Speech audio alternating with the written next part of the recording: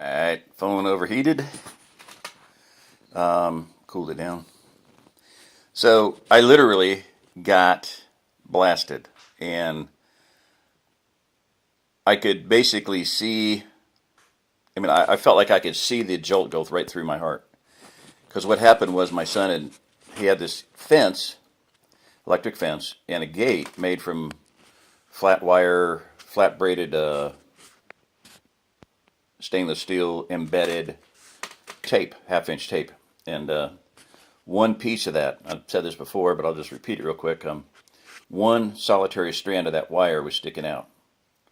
He hadn't taped it off, and he hadn't. The tape was facing toward the gate opening.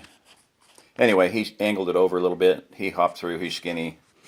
I went to put my hand on the plastic thing, not to grab the tape or anything, just to put my hand on the plastic thing, and that one single strand of stainless steel shot through my glove, burned my hand, went through my chest, came out my right forearm, which was near a T-post and barbed wire setup.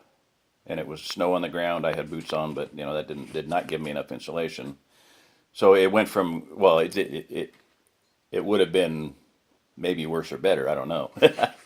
It might have diverted and gone down my left leg instead of going through my chest. So whatever.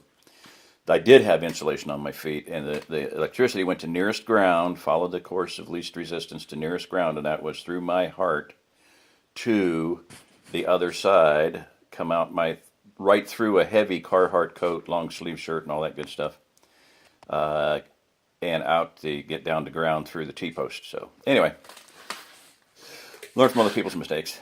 And this here is just and this is I'm not going to argue. I'm not going to fight this whole thing. It's just it's not my deal.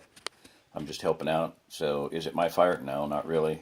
I'm the one doing 90% of the work. So I would think I would have at least some respect or some deference of some kind. But that's not the case. So so anyway, that's just a heads up there. Have a fine mesh in your stoves. Even in an open fire, even on a campfire, you can do this. You can put a fine mesh down there, and it'll hold the coals up. Your fire will last longer. Your wood will last longer. You'll get a lot more heat out of it.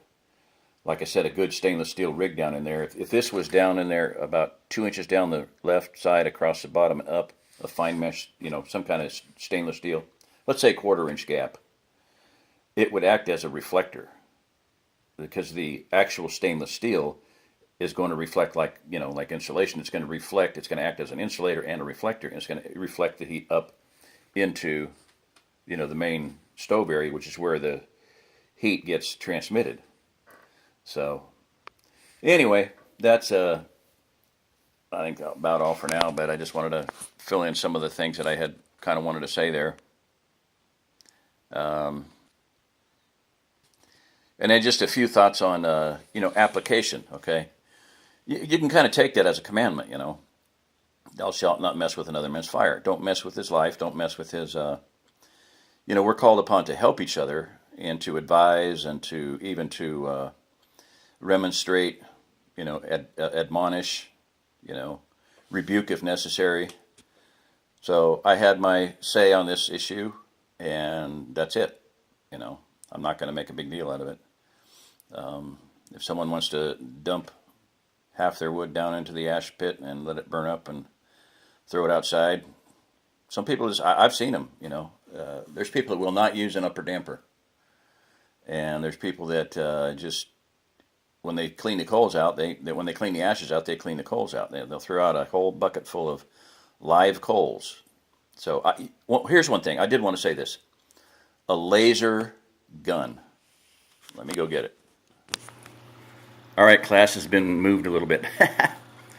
Here is a thermometer laser gun, okay? And